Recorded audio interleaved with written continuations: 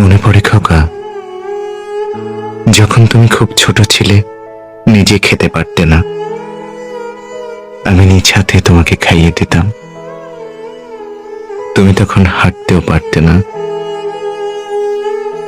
আমি তোমাকে বুকে জড়িয়ে কোলে নিয়ে সারাক্ষণ হাঁটতাম, তোমার সাথে খেলায় মেতে উঠতাম।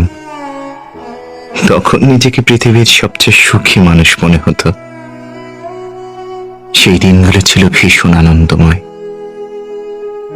মনে আছে খোকা, একদিন বিকেলে যখন তুমি প্রথমবার হাঁটতে গিয়ে পড়ে গিয়েছিলে, সেদিন আমার বুকে খুব কষ্ট লেগেছিল।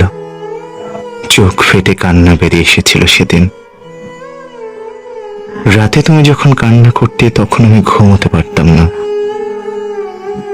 তোমার সামান্য জ্বর হলে আমার পৃথিবীটা কেমন যেন উলট পালট হয়ে যেত। আমি কোনোদিন ক্লান্ত হতাম না, কারণ আমার একটা ফেরার জায়গা ছিল, তোমার মুখ ভরা একটুখানি মিষ্টি হাসি দেখার জন্য। অথচ আজ এই বৃদ্ধাশ্রম ঘরে বসে যখন জানালার গ্রিলটা ধরে বাইরের আকাশের দিকে তাকাই, বুকের ভেতরটা হু হু করে ওঠে। আমি তো তোমার কাছে কোনো রাজপ্রাসাদ চাইনি বাবা, শুধু চেয়েছিলাম জীবনের এই শেষ বয়সে এসে তোমাদের সঙ্গে দুটো সুখ দুঃখের সময় কাটাতে, আর তোমার সন্তানদের হাসি মুখ দেখতে। মানুষ বলে সময়ের সাথে নাকি সব বদলায়, কিন্তু রক্তের সম্পর্কটা হচ্ছে একসময় বদলে যাবে, তাই শেষ বয়সে সে কখনোই ভাবতে পারিনি। তোমার ঘরের এই ছোট্ট বারান্দাটা নাকি এখন খুব সুন্দর করে সাজানো হয়েছে। দামি টবে বিদেশি গাছ, দেয়ালে নান্দনিক ছবি। অথচ সেই বারান্দার একটা কোনায় আমার থাকার একটু জায়গা হলো না।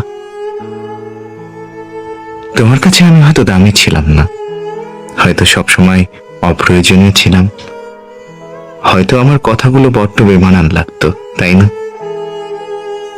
আমি তোমাকে দোষ দিই না, হয়তো এটাই আমার নিয়তি। তুমি যখন ছোট ছিলে, তখন তোমার হাত ধরে আমি তোমাকে পৃথিবী চিনিয়েছিলাম, আর আজ তুমি বড় হয়ে আমাকে এক নতুন পৃথিবী চিনিয়ে দিলে, যার নাম বৃদ্ধাশ্রম। উৎসবের দিনগুলোতে যখন কলিং বেলটা বেজে ওঠে, তখন বুকের ভেতরটা কেঁপে ওঠে। মনে হয় এই বুঝি আমার খোকা এলো, এই বুঝি আমাকে জড়িয়ে ধরে বলবে, বাবা অনেক হয়েছে, এবার বাড়ি চলো।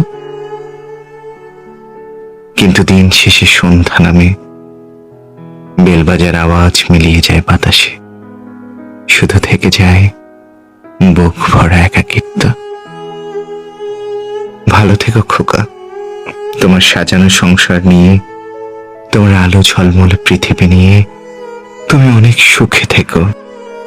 আমার জন্য কোনো অপরাধ বোধে ভোগো না কখনো। মা বাবার মন তো হাজার অবহেলার পরেও শুধু তোমার মঙ্গলটুকু চাই। যদি কোনোদিন সময় পাও, দূর থেকে একবার শুধু দেখে যেও।